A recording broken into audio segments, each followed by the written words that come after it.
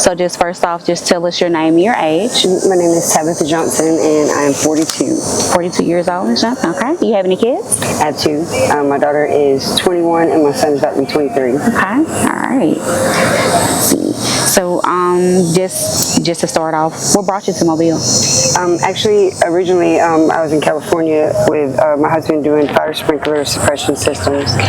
I'm from Florida originally, but we just went down there. They had a whole bunch of residential laws passed, so it was like a whole bunch of work, kind of like how the hurricanes is in Florida. You get that rush. So we went out there, did that till it kind of ran a little bit dry. Cost of living was high, so we came back to this way. Where my husband was younger, like in our 20s, like first started off, he had like a good repertoire through Mobile in Florida area, and he was hiring. And it's COVID kind of shut everything down for a second. Right. Yeah, it was like really bad. And we came over, got on, did okay. And then we had that second bout.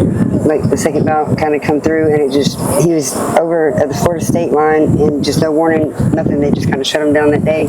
Told him that was going to be it. They can't come back over the state line. They just have to kind of hold tight. And that was just everything. That was it. Cut an end to it. Yep. Okay. 6-9 months of no hire-ons. And then he had identity theft, so he couldn't claim his unemployment. So it was just like, I mean, it was like one thing after another. It just kind of hit us. Everything just trickled downhill and just hit you. We lost place, lost everything. Job, place, car. Just kind of backdrafted. It was stuck in the standstill, so there's really nothing we could do, even doing side jobs or anything. It just wasn't enough. If you don't mind me asking, what's your current living situation? Currently, I stay over in a private property, part of the woods over here. A friend of mine's on it, so we don't have to. Me and one other person don't have to worry about fellow mates or people coming over and kind of kicking us out on the main part. I've got kicked out like 2 or 3 different sets of woods because you can't really be out in public at night either. You know what I'm saying? You don't want to be on the streets. It's not safe anyway. But just being out in the open like that, they kind of come. They'll come. So they came at night and harassed you guys and made you guys move. They come through nighttime, daytime. They'll kind of switch it up just so they kind of people get moved a little bit smarter in the movement. But it happens. I've been here 2 years, and literally it's like musical woods. So they move us like every few months. They come through and start pushing back. But there's no really designated area. If you ask them about it, like where is the place that you're allowed to go, they don't have an answer. They don't know. I heard you say that first it was you and your husband. If you don't mind me asking, your childhood, were you raised by your mother and your father? Yeah. I used to get a 2-parent household. Okay. Yeah, I know, right? It's out of you, definitely. Yes. Yeah, I looked up on that note. I don't know, but yeah, definitely had a good upbringing. Like, I mean, I was in Who's of America, thought to have like top 5% of the nation. Pride banquets. The Air Force was mad that I wouldn't sign up with them. Type, yeah. So I don't know. I've always just kind of been head first into everything. Very active. Did weight training. Won weight championships in high school. I mean. So you graduated high school? Oh yeah. Did you have some college? Yep. Okay. What college did you attend? I went to PCDI and got my first animal care license certificate, and then I went back and got the tech degree. Now, you can just let me know if this, if this is just like a little bit too personal. When you were younger, did you deal with like any form of like childhood trauma or anything? A little bit, like a little bit of assault, not too. It wasn't real bad. It happened like in our church area, so it's kind of like it hit a little harder on that note. Kind of made them lose the whole faith, the kind of unraveling of the whole, their marriage falling apart for 3 or 4 years. They ended up getting back together, thank God. But it was rough. It was definitely rough. My parents didn't know for a few years, and they kind of found out in a indirect way. Did that change your faith? A little bit. I mean, they still are firm in their faith. They just changed their view on going, to group congregation type meeting. Definitely. So God's definitely still prevalent. Like, we never lost faith in that note. Oh my goodness, immigration. I heard you say something about your siblings. Are you still in contact with them? You speak with them? My brother is in Ohio with his baby mama. We lost my older brother when he was like infant, like I think it's SIDS. So I never knew. Sudden infant death syndrome. Right, yeah. So it was way back then. They didn't really know much about it. So I never knew anything about it, but definitely affected by it for sure. I would say my parents were kind of a nervous wreck. They put a warrant out for me, and they didn't know much about SIDS. You know what I'm saying? Like, it was really crucial on that note. So they were just afraid to really be too personal. My mom felt like she would, lose me if it was weird. So it definitely had like the emphasis on the whole emotional thing. Yeah. If you don't mind, can you just give us some different examples and different experiences that you came to play with, staying out here on the streets and being out here in this area? Oh, well, we were about, the cops in town, and like you said, that are kind of judgmental in town as well. But I think the most, I would say, crucial part of it would probably be nighttime and like woodline living. It's way different. It's a lot different when there's, you're out in the woods in the middle of the night where there's not really anybody to really call on. You know what I'm saying? People get stupid out there, I guess. You definitely want to mind your own, kind of do right, or at least be able to hold your own, one of the two, whatever it ends up being. But it's definitely different. It'll give you a different feel of life, definitely a whole new capacity of kind of perception of how things can really be. You know what I'm saying? It's rough. What different trades or skills are you able to utilize while you're out here that you've learned throughout life? Well, definitely, I guess the popping tent, the fire, the whole, collecting and gathering. I think we all play GTA. It's kind of the same. It's the same aspect. Go out collecting supplies, you know what I'm saying? It's crazy, finding different honey holes and sources.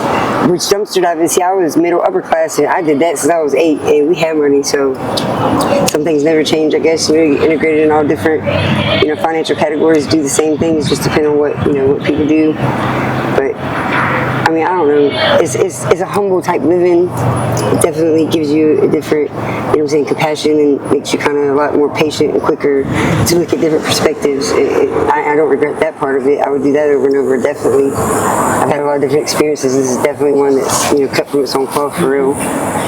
If you can change anything, what would you change? I think the only thing I would really change as far as the situation being living is just working harder at resources, people that are in the upper ranks that can actually make a change and direct money to make things a little bit easier for everybody. You know what I'm saying? So it's not such a combative situation or, standing at different odds, I guess. But as far as my own situation, I don't really know, really. I mean, I don't really feel like there was any one bad cycle that really put us anywhere. Ours just happened to be one of those very small percentage that, kind of fall through the crack type system, you know what I'm saying? It wasn't no major, crescendo of a bad trauma experience or, anything like that. We were good. Even our family, when our kids were younger, struggled with us. They were right there with us, you know what I'm saying? It really kind of made us, form tighter as a family. So, I mean, there's been, silver linings in it in a lot of ways and aspects. The same with the resources. You get, exposure to stuff that you probably wouldn't know about or seek out if you didn't, find yourself in the situation. And it leads to a lot of incredible things if people are just willing to work the program and actually get involved. Like, I mean, we've had some come-ups that have been horrendous comebacks, but I don't know, it's just what you put your mind to, kind of how things are going. We run into a lot of different people out here, and like I say, everyone has a story, and we come into play with a lot of our interviewers who have basically, dealt with drug abuse or, experience with drugs, being out here in the streets. That's something that you dealt with being out here? It's definitely, it's rampant. I know that people that aren't from here, if they're in neighboring counties and they don't know where to go to get drugs, Toombs Corner is like right on the map. It's what it is. Like, it's crazy. People pull up the random people. There's a lot more openness and broad people are a lot more, I don't know, they're just not scared because it's known for that issue. They'll come up and walk and ask anybody, and most people, especially now, it's gotten worse and worse as time progressed. It's just, I mean, it's everywhere. You'll hear about some places and right up against the building, they out there like, they don't care. You know what I'm saying? I'm like, yeah, please. It blows my mind on that note. You know what I'm saying? Everybody has their own vice, whether it's a drug or, it could be something as opposing as just, emotional eating, whatever it may be, just whatever vice that you abuse and do too much in, recreation or amount-wise. Yes, ma'am. And I feel like that's definitely one of the things out here. With you being out here, the period of time you've been, has there been any moments that you've tried to reach out to your family, ask them for support? Have they offered support? Yes, definitely. I'm definitely in tight contact with my father. Like, they actually, both my parents, believe it or not, had like a short, 6-7 month stint where they actually lost their place in Florida and was in their car. So, I mean, like, my dad DoorDash and, just kind of got back on his feet. My aunt had a house and home over there that she was redoing, and they were able to get in and rent through that. So that was a blessing. But I would never thought, everybody just goes right on point, fixed incomes. He got injured at work and it really just knocked him really way off. I think he was down to a quarter of what he's used to getting paid. So it's like a big slide, and he ended up losing in court. You know what I'm saying? Just my dad is like, typically he could have it set up to finish the finish line, and he just doesn't have the luck of that kind of draw. I don't know. Like so many people say they talk themselves into jail. He's kind of one of the ones that just he'll talk himself out of a jackpot. I don't know. And he's legit eligible, you know, should have been awarded it. It's just one of the things, you know, it's just, some people just don't deal well in certain types of situations, or it just depends on what it is. He's that one. If it comes any kind of clear core or talking to anybody, it just doesn't work for him. It's so funny. Yes, sir, I understand. Yeah. And how long have you been living on the streets? I've been out here for not quite 2 years yet, and then I was homeless for about 8 months, give or take. And, when I say homeless, we stayed in the hotel and worked in California, but I mean, we just weren't in our home there, so the cost of it was way too high to really achieve it, so we just ended up coming in this way after the income tax. So about two and a half years, because we lived almost a year in the truck. Okay. Like right before we did get out here, we put the kids, you know, they were almost grown, but they went to family members. We didn't take them out on the road with us, so we stayed in the truck for about a year, and then I came out here. Both my kids are living in their own living situation. The roommates paying rent, you know what I'm saying, work 2 jobs. They're good. Begging me to come sit on one of the others, can't do it. I can't, as saying, I don't know, it's just raised a little different. It just feels weird. Like even trying to go home to my parents, even, it's just like, I don't know, it's just one of those things. They're kind of set in their ways, they're older, they worry, but staying in touch with them, being resilient, I kind of look at it like I'm at the golden part, you know what I'm saying? I have my kids at 20, I'm 40. 40 is when I planned on bucket listing, getting in the wind, having no kids. Didn't quite have it figured out like this kind of way, for sure, definitely, but in the same sense, at any point in time, whether it be $1.25 or whether it be a $20 bus ticket, whatever it is, it ain't nothing to get up and go and do something different. In a way, the barter system is very much alive. Like there's a lot of different ways that you really can finesse and move through the streets where it's off the grid. You're not on the hamster wheel of playing soldier ant. You know what I'm saying? I just feel like I've worked both sides. I've lived the privileged life. I've been in the military. I've done the structured life. I've done family life. I've done a lot of different things. What level of the military were you in? I was in the Army, and I did like medical combat medical healthcare specialist. So I just did the 4 years and ended up getting out. Like my kids were really, really young, and my husband actually he was sick. He had got like thyroid cancer, and they wanted me to sign over like power of attorney. And saying if something were to happen type way, like and I still, they were saying something like I'm staying with a nice military family. I'm like, oh no, it just didn't strike me. They were like 2 and 3. They were like, have you looked more like the veteran society to try to get you any type of assistance? A caseworker that I actually met. Yep. She come through when I was actually doing signs here and left me her card. So she's trying to see what benefits that I guess I'm eligible for based upon what I did. So she says she knows there's some kind of housing. So I'm just now kind of checking into it. I've never really needed to use it before. Never really cashed in on it, so to speak. So I guess it's kind of a good thing. So see how it goes. Now, mentally, what would you say, being out here and everything you've went through, your ups, your downs, the obstacles you've had to overcome, mentally, what has that done to you?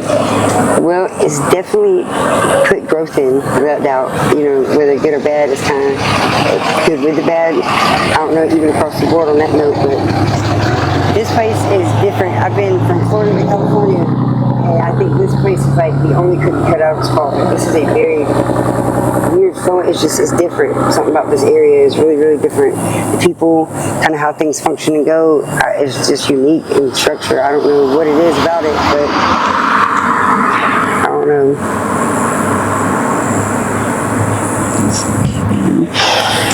Now, a lot of experiences. Yeah, I bet. Yeah. So currently, right now, are you single? Do you have a partner? You're out here by yourself? Yeah, I actually separated from my husband when I came out here 2 years ago.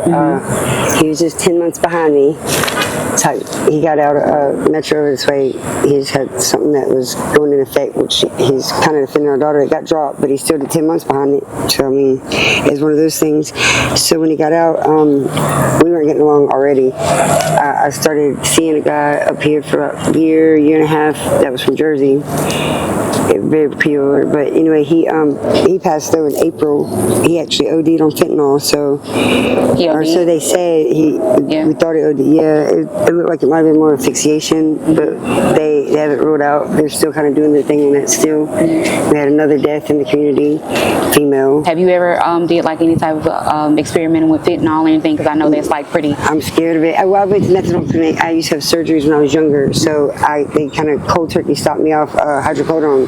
So there was no taper down, no nothing. And I was a single mom at the point. Me and my husband were separated. Yeah, and I had a house, I had a car payment. I still had to go to work at Waffle House. So I had to keep going, and I ended up getting taking Roxy's. So that's kind of pretty much what pivoted me to the methadone clinic, because I couldn't afford both, because I was doing really, really good. It was kind of getting where it was a struggle. I was having more surgeries, so it was like the ups and downs. So I just ended up getting to the clinic just to keep that baseline, stability, so I wouldn't lose out on that note. And it took me 10 years. And believe it or not, it was Mobile Metro.